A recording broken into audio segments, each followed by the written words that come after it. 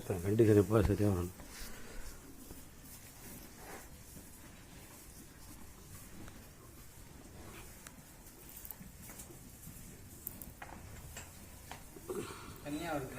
வாட்டரியாக இருக்கும். அதான் வாழைப்பழம் நிறையா கொடுக்கக்கூடாது. வாழைப்பழம் கொடுத்தனால தான் பிரச்சனை.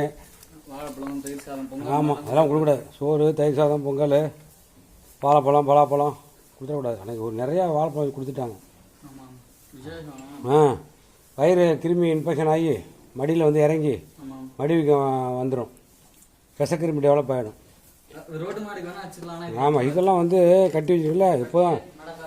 ஆமாம், எப்போதும் உள்ளது வைக்க புல் பச்சைன்னு குச்சி வேணால் பருத்தி விட்டு அந்த மாதிரி தீவனமாக போடுங்க. தேவையில்லாமல் வாழைப்பழம் நிறையா கொடுக்கறது, காய்கறி தோல் கொடுக்கறது, இந்த மாதிரி கொடுத்தா மடி வீக்கம்.